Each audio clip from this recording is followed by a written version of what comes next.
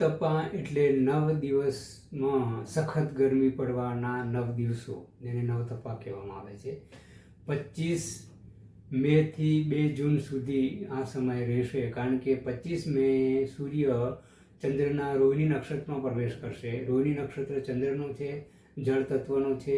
તેમાં પ્રવેશ થવાથી સૂર્યની ગરમીના કારણે જળ તત્વ ઘટતું જતું હોય છે અને ધીરે ધીરે પૃથ્વી પરનું વાતાવરણ ગરમ થવાના કારણે હવાનું બાષ્પીભવન થાય છે ને હવા ઉપર ચાલી જતી હોય છે ને નીચે ભેજનું પ્રમાણ ઓછું થઈ જતું હોય છે.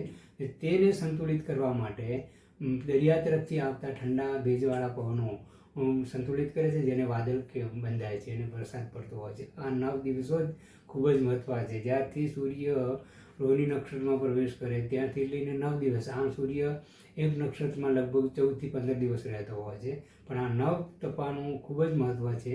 જો નવતપા દરમિયાન આકાશમાં વાદળ ન બંધાય, વરસાદ ન પડે તો સૌથી સારામાં સારું ચોમાસું રહેવાની શક્યતા. અને જો આ નવતપા દરમિયાન આકાશમાં વાદળ બંધાઈ જાય અને વરસાદ પડે તો ચોમાસું નબળું રહેવાની શક્યતા.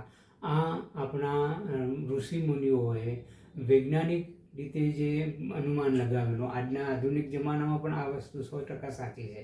અને આપણા પ્રાચીન જ્યોતિષ પ્રમાણે એ રીતના અનુમાન લગાવવામાં આવતા હતા કે કોઈ પણ ગ્રહ નક્ષત્ર બદલે, રાશિ બદલે ત્યારે શું પરિણામ આવશે, આપણા ઉપર એની શું અસર થશે, વાતાવરણમાં શું પરિવર્તન આવશે અને તેના કારણે આપણે કયા કયા ઉપાયો કરવા જોઈએ, જેથી લઈને આપણું એક તો આરોગ્ય સારું રહે અથવા આપણા ઉપર નકારાત્મક અસર ન થાય અથવા આપણે કોઈ ભયંકર હોનારતથી બચી જઈએ. એટલે જ આ આપણા જ્યોતિષશાસ્ત્રનું આજે પણ એટલું જ મહત્ત્વ છે.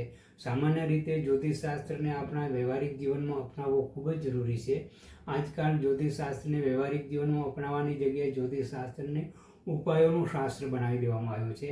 એટલે તેની જે મહત્ત્વતા છે તે ઓછી થતી જાય છે અને આપણે ઉપાયો પાછળ પડાતા હોઈએ છીએ.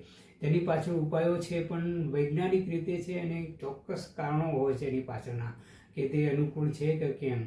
આ નવતપા એ જ આપણું પ્રાચીન વિજ્ઞાન છે, જે સદીઓ પહેલાં નક્કી કરવામાં આવેલું હતું અને આજે પણ એ જ રીતે સાબિત થાય છે. કારણ કે મે અને જૂન મહિનામાં સૂર્યના સીધા કિરણ ઉત્તર ગોળાર્ધમાં પડતા હોય છે. આપણો ભારત દેશ ઉત્તર ગોળાર્ધમાં આવેલો છે. આપણા દેશમાંથી કર્કવૃત્ત પસાર થાય છે અને ત્યાં સીધા કિરણ પડવાના કારણે સૌથી વધારે ગરમી પડતી હોય છે અને આ ગરમી જ વરસાદનું કારણ બનતી હોય છે. આ 9 દિવસ તો એટલા મહત્ત્વના છે કે જે દરમિયાન ગરમી જે પડે તે જ નક્કી કરશે કે ભાઈ ચોમાસું કેવું રહેશે. ને એ દરમિયાન જો નવતપા ગળી જવાનો મતલબ છે જો ઓગળી જાય અથવા પીગળી જાય તો ચોમાસું નબળું, અને જો નવતપા ઓગળે નહીં અથવા ગળે નહીં તો ચોમાસું સૌથી સારું. ઓગળવા અથવા ગળવાનો મતલબ એ થાય છે કે નવતપા દરમિયાન વરસાદ પડે, વાદળ બંધાય, તેનો મતલબ એ થયો કે નવતપા ઓગળી ગયા છે, પીગળી ગયા છે, એટલે એ વરસાદ અથવા ચોમાસું નબળું એવું અનુમાન લગાવવામાં આવતું પહેલેથી ને આજે પણ એ જ વસ્તુ 100% સાચી છે. તો નવતપા દરમિયાન આપણે ધ્યાન એ રાખવાનું કે એક તો 12 થી 4ની વચ્ચે બહાર ન નીકળવું જોઈએ, પાણીનો સૌથી વધારે ઉપયોગ કરવો જોઈએ, નારિયેળ પાણી, લીંબુ પાણી વગેરેનો ઉપયોગ કરવો જોઈએ. માંદા માણસો હોય, ઉંમરલાયક માણસો હોય, બાળકો હોય, તેમણે ખાસ ધ્યાન રાખવું જોઈએ. ખાધા વગર અથવા ખાલી પેટે બહાર નીકળવું જોઈએ નહીં. આ નવતપા દરમિયાન ખાસ ધ્યાન રાખવું. 9 દિવસ એટલા મહત્ત્વના છે.